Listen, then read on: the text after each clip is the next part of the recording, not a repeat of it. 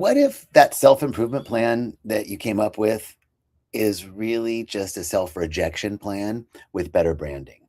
Or or what if that voice in your head that says that it wants the best for you is actually an unpaid prison guard, right?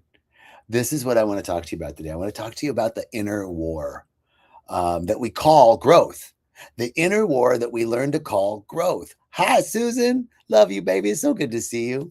Welcome. Hi, Sabrina. Hi, Percy. Great that you all are here. So I want to talk to you about this. Welcome to Walking the Path. This idea of what we learn to call growth is actually self-rejection. It's actually us trying to fix ourselves instead of realizing that there's nothing ever wrong. And before I get into that, I want to talk to you for a second about Rythmia, because this talk is under the auspices of Rythmia Life Advancement Center in Costa Rica. I've been here for almost 9 years, 8.5 years, something like that. And I've seen so much transformation at this beautiful place. And if you're ready to end the inner civil war, if you're ready to stop rejecting yourself, Rythmia is the place. If you're ready to hear what's genuine in you and connect with your heart, Rythmia is the place. So reach out to me, DM me, go to the website, rythmia.com. Come see us down here. We'd love to have you, and you would love to be here. Okay, so the inner civil war, more aptly, the inner civil war that we learned to call growth. You know, for years I thought that healing meant becoming more disciplined, more evolved, more spiritually symmetrical. You know, I thought growth meant upgrading from the flawed version of me. Like I was version 1.0 and needed some serious, patch update. And then I remembered Michelangelo's quote about David. He said, "I saw the angel in the marble and I carved until I set him free."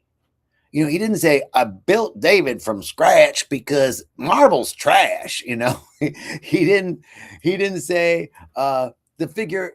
What he did say was the figure was already there. The figure was already there. He just took away the stuff that wasn't the statue, the angel. And maybe the thought here is that he didn't remove David.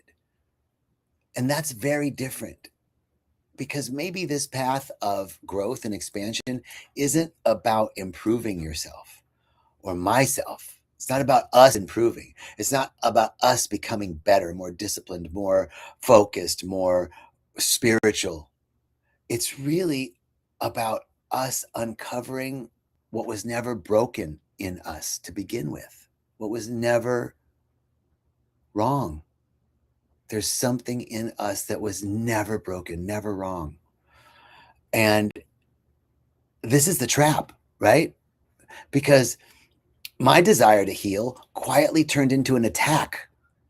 How did that work? I want to heal. The desire to heal and grow and expand is natural and it's beautiful.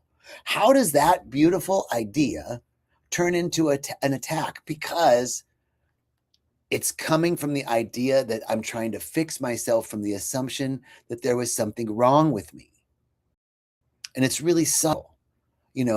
Nobody calls that an attack. You know what we call it? We call it growth. We call it discipline. We call it having high standards. We call it, I'm just being hard on myself because I care. But that's just a rebrand, actually. Nobody ever told me it was a war. And it's really what it was, this noble self-improvement plan to overcome, to overcome my faults, to overcome my flaws.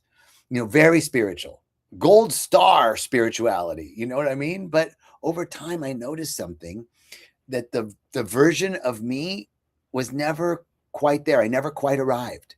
And the goalpost kept moving. I would grow, I'd improve, I'd level up. And then the inner voice would say, great, now more. And I became both the prisoner and the prison guard of myself, and my prison guard was really good. He's really good. He's very articulate. He has a TED talk and he quotes scripture and, philosophical books, and he uses the therapy language, but he's still a freaking guard.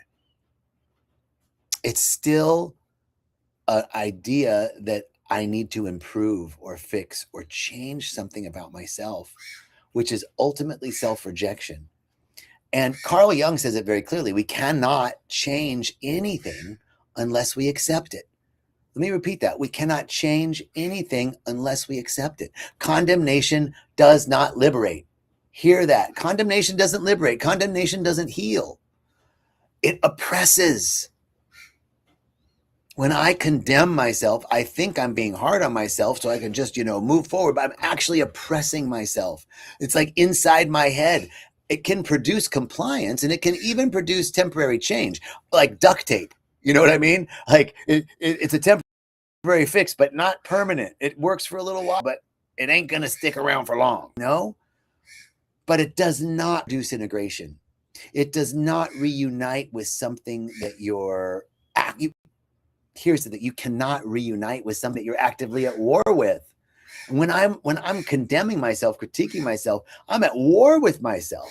How can I reunite? How can I come to wholeness? How can I heal? And here's the sneaky part. Most of us aren't walking around thinking, I hate myself. Nobody's walking around thinking, I hate myself. I'm condemning myself. No, it's much quieter than that. It's like these micro corrections. That's really the thing. It's these little microaggressions, little internal edits that happen all the time. I should be like, oh, maybe I should be farther along right now. I shouldn't feel this way. I'm spiritual people don't get angry. Spiritual people don't do that. I should be more disciplined. I should be calmer. I should be more grateful. I should be more spiritual than this. This is not growth. This is occupation. This is a war against ourselves. It's not really a war. It's like a low grade occupation. When if you're at war, there's like a front line. But if the territory is occupied and there's like guerrilla warfare, well, there's just no clear front line, and it's just this constant state of skirmishes popping up all over the place. That's what we do to ourselves. Nobody's walking around going, I'm a piece of shit. Maybe sometimes we get there, but the majority of the time we're just saying, oh, I should be better. I should be further along. I shouldn't be doing that. I should be more reactive, or less reactive, and more responsive. It's a low grade internal policing that never fully shuts off. And it's freaking exhausting. I'm exhausted. But what I'm turning to now is self-compassion. Self-compassion, the end of this self-violence, this microaggressions against ourselves. And acceptance isn't giving up. Acceptance isn't resigning. Acceptance isn't resignation. It's putting down the weapons. It's like a ceasefire for just a minute. Just a minute. If we can cease the war, the lobbing of the policing, just stop for a second. But here's the thing, acceptance isn't passive either. Now, here's where people get a little nervous. They're like, okay, but when you say acceptance, people hear laziness, right? Or they think, if I just accept my chaos, I accept my procrastination, I accept my drama. No, acceptance isn't passive, it's responsive. And let me tell you something that really humbled me. Last year I was in ceremony and I had this beautiful vision. I had done a ceremony. The intention for this ceremony was to heal the story that I'm broken. And so I that was my intention, to heal this unbroken story. And I started having these beautiful visions, and all of them were on the left side of my body. And I just had this, the right side was dark. The left side had all this pinta, all these sacred geometry and beautiful shapes and swirls. This is all dark on this side. And what did I do? I tried to fix it. I needed to center it, right? It was over here and I needed to center it, and I tried to fix it. I tried to balance it. I tried to make it symmetrical, and as if the universe had made a small error, and thank God, don't worry, I'm here to correct this universe. Let me just make this symmetrical, right? As if the medicine was just a little off and I needed to adjust it a little bit, just help it out. It was just a little, You know how the medicine can make mistakes. So, you know, every time I tried to balance it, it would go back. And finally, I heard a voice, that voice that comes. It's not a voice, it's a thing with your whole feeling. You hear it with your whole being. And it said, this is how it happens for you. And it was like, oh, I wasn't accepting my healing. I was managing it.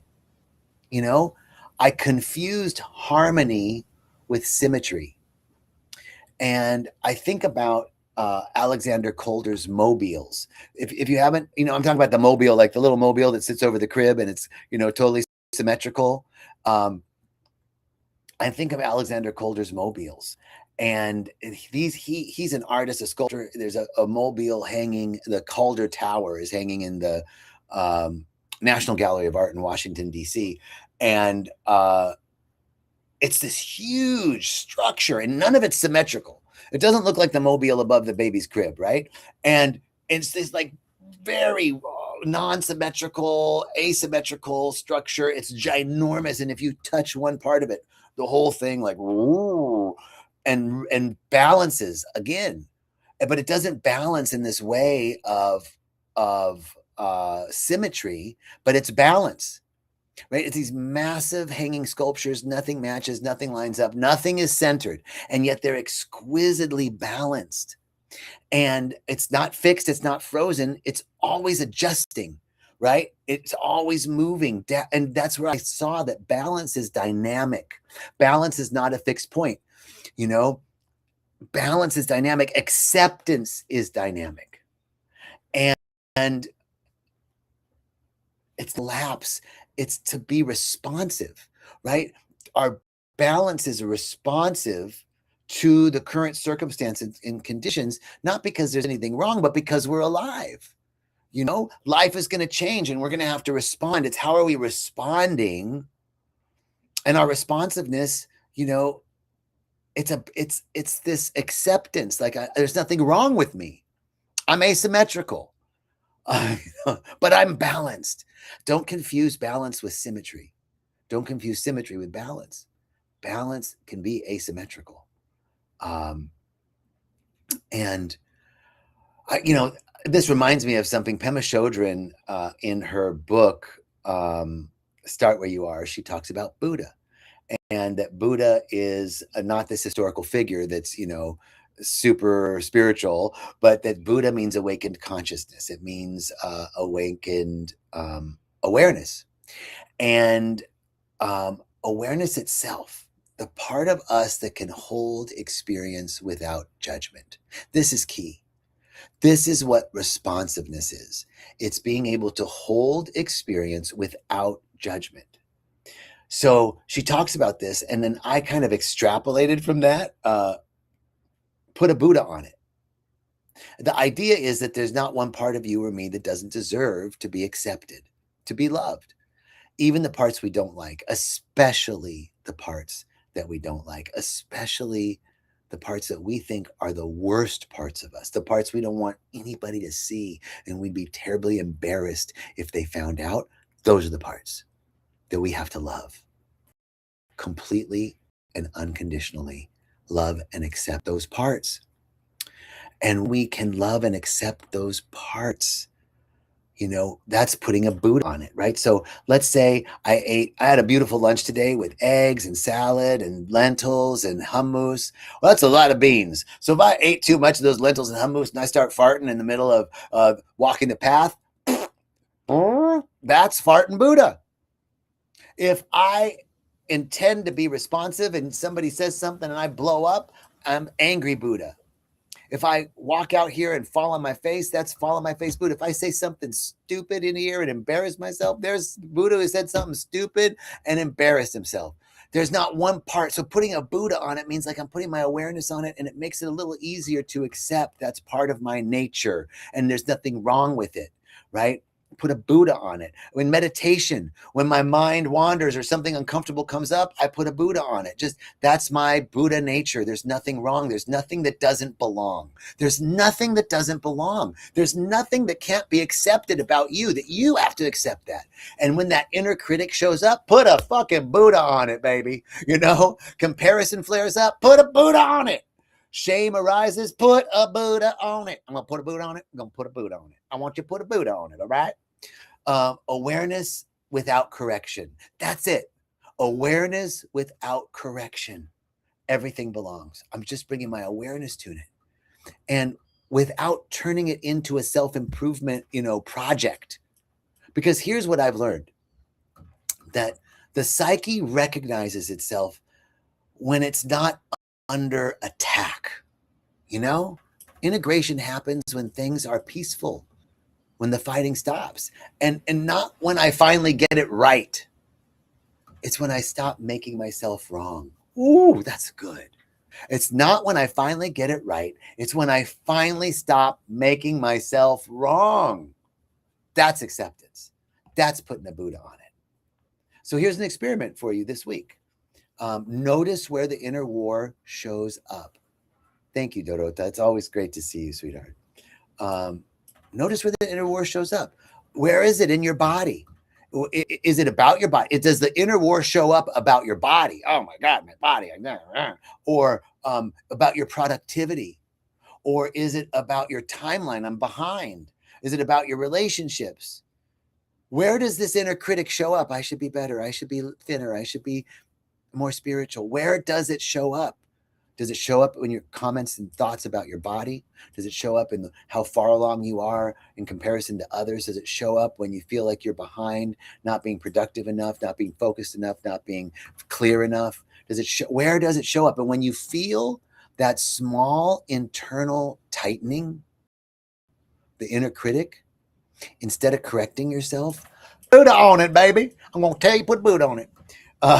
Put a Buddha on it. That's a good idea. Let me tell you why. That was not approved by Michael. Thank you, Michael. Michael says, I always love your talks. Put a Buddha on it. Put awareness on it. No judgment, no fixing.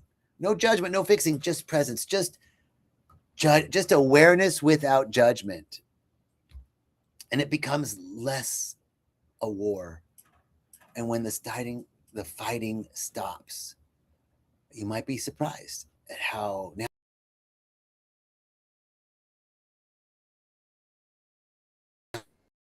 Oh, Susan, I love you. I miss you.